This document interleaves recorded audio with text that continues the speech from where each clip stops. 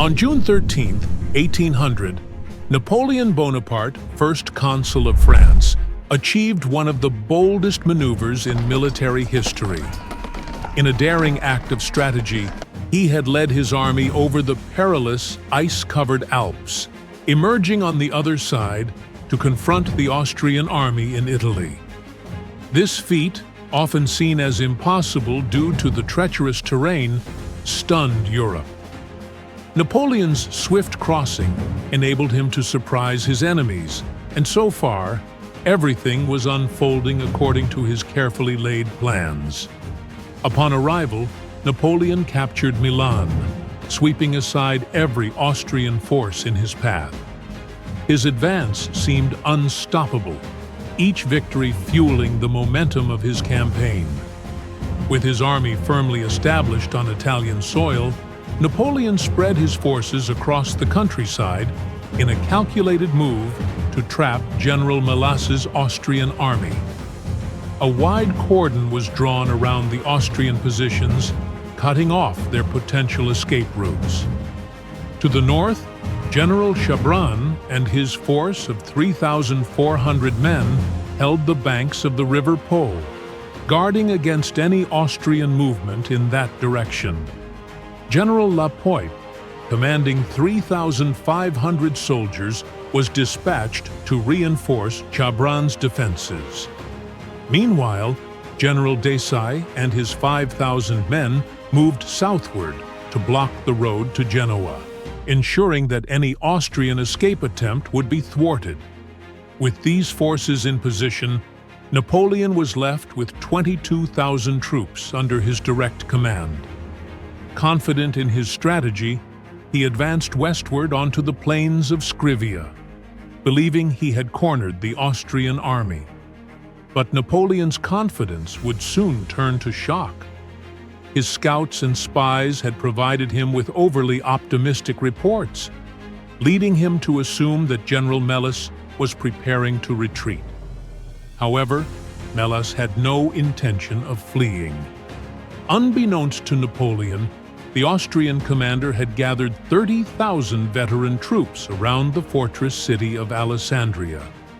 These were seasoned soldiers, well-rested and well-supplied, with a significant advantage in both cavalry and artillery.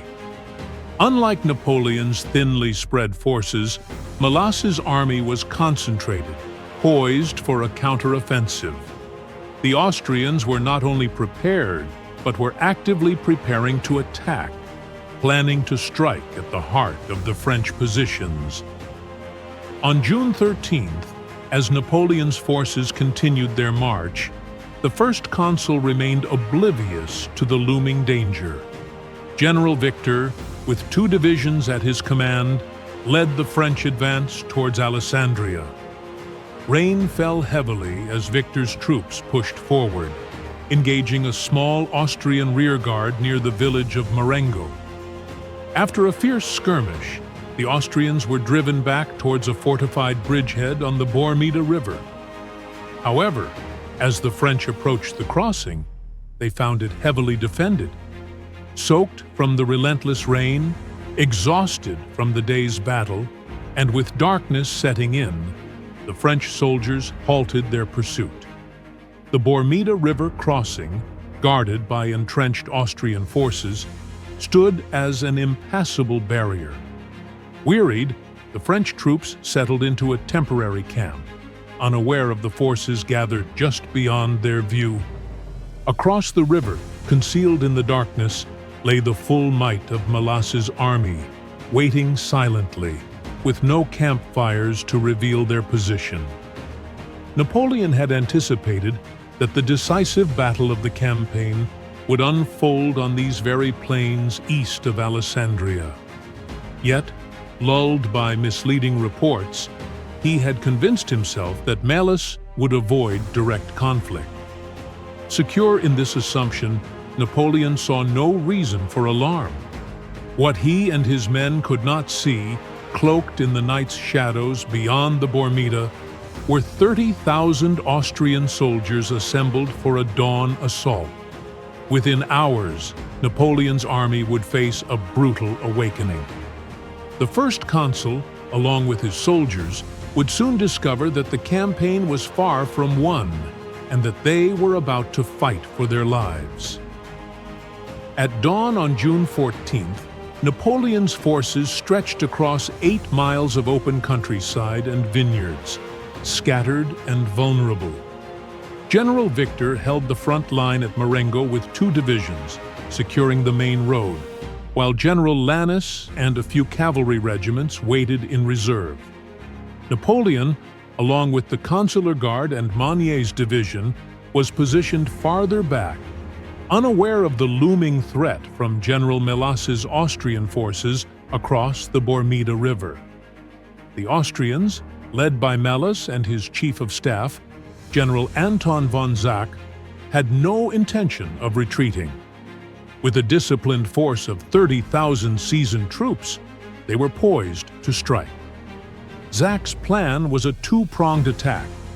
General Ott's division would capture Castelcariolo to threaten the French flank, while Melas advanced along the main road to split the French center.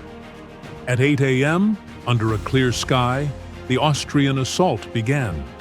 They drove back French outposts, and at Pedrabona Farm, Gardan's division came under heavy bombardment, forcing them to regroup with Victor's men along the Fontenone stream.